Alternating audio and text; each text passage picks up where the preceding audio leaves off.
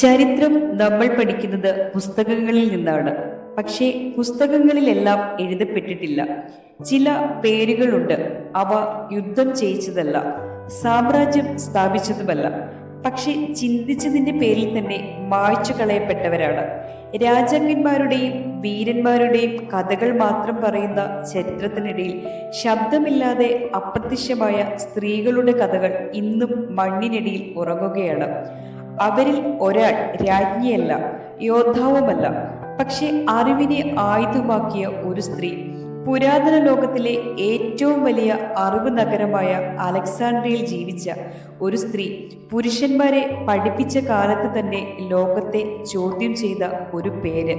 ചരിത്രം അവളെ ഇല്ലാതാക്കാൻ ശ്രമിച്ചു, പക്ഷെ ചിന്തയിൽ നിന്ന് അവളെ മായ്ക്കാൻ കഴിഞ്ഞില്ല. ഈ കഥ ഒരു കൽപ്പനയല്ല, ഇത് മറച്ചുവെച്ച യഥാർത്ഥ ചരിത്രമാണ്. അവളുടെ പേര് ഹിബേഷ്യ ഓഫ് അലക്സാൻഡ്രിയ. പുരാതന ലോകത്തിലെ ഏറ്റവും വലിയ അറിവിന്റെ നഗരമായിരുന്ന അലക്സാൻഡ്രിയയിൽ പുസ്തകങ്ങൾ ജീവനേക്കാൾ വിലപ്പെട്ടിരുന്ന ഒരു കാലമുണ്ടായിരുന്നു. കടലിന്റെ കാറ്റുപോലും ചിന്തകൾ വഹിച്ചിരുന്ന ആ നഗരത്തിൽ പുരുഷന്മാർ മാത്രം അറിവിന്റെ വാതിൽ തുറക്കുമെന്ന വിശ്വാസം ഉറച്ചു നിന്ന സമയത്ത് ആ വിശ്വാസം നിശബ്ദമായി തകർത്തുകൊണ്ട് ഒരു സ്ത്രീ ജീവിച്ചിരുന്നു. അവളുടെ പേര് ഹിബേഷ്യ. രാജകുമാരിയല്ല, യുദ്ധഭൂമിയിൽ വാൾ പിടിച്ചവളുമല്ല, പക്ഷെ ചിന്തിക്കുന്നതിനെ ആയുധമാക്കിയ സ്ത്രീ. അച്ഛനായ തിയോൺ പഠിപ്പിച്ച ഗണിതത്തിന്റെ വരികളിൽ നിന്നാണ് അവളുടെ ലോകം തുടങ്ങിയത്. പക്ഷെ അവൾ അവിടെ നിന്ന് നിൽക്കാതെ നക്ഷത്രങ്ങളിലേക്ക് നോക്കി ചോദിച്ചു, എന്തുകൊണ്ട്, എങ്ങനെ, എവിടെ നിന്ന്? ഗണിതം അവൾക്കൊരു വിഷയം മാത്രമല്ലായിരുന്നു, അത് അവളുടെ ഭാഷയായിരുന്നു. ജ്യോതിശാസ്ത്രം അവൾക്കൊരു ശാസ്ത്രമല്ല, അത് അവളുടെ ആകാശമായിരുന്നു. തത്വചിന്ത അവൾക്കൊരു ആശയമല്ല, അത് അവളുടെ ശ്വാസമായിരുന്നു. അലക്സാൻഡ്രിയയിലെ വിദ്യാർത്ഥികൾ, പണ്ഡിതന്മാരും പുരുഷന്മാരും ഒരു സ്ത്രീയുടെ മുന്നിലിരുന്ന് പഠിച്ച നാളുകൾ ചരിത്രത്തിൽ കുറവാണ് എഴുതപ്പെട്ടത്. കാരണം ചരിത്രം ചോദ്യം ചെയ്യപ്പെടുന്നിടത്ത് ഭയപ്പെടും. ഹിബേഷ്യ മതം പഠിപ്പിച്ചില്ല, പക്ഷെ മതത്തിന് അതീതമായി ചിന്തിക്കാൻ പഠിപ്പിച്ചു. അവൾ വിശ്വാസങ്ങളെ തകർത്തില്ല, പക്ഷെ അന്ധവിശ്വാസങ്ങളെ ചോദ്യം ചെയ്തു. അവൾ അധികാരം പിടിച്ചില്ല, പക്ഷെ അധികാരത്തിന്റെ അടിസ്ഥാനം മനസ്സിലാക്കി. അതാണ് അവളെ അപകടകാരിയാക്കിയത്. ഒരു സ്ത്രീ ചിന്തിക്കുമ്പോൾ അത് വ്യക്തിപരമായ പ്രശ്നമാകില്ല, അത് സാമൂഹിക ഭീഷണിയായി മാറുമെന്ന് അധികാരികൾ തിരിച്ചറിഞ്ഞ നിമിഷം മുതൽ ഹിബേഷ്യ ഒറ്റപ്പെടാൻ തുടങ്ങി.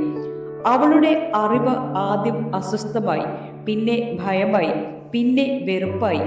അലക്സാൻഡ്രിയയിൽ മതവും രാഷ്ട്രീയവും ചേർന്നപ്പോൾ അറിവിന് സ്ഥലം കുറയാൻ തുടങ്ങി.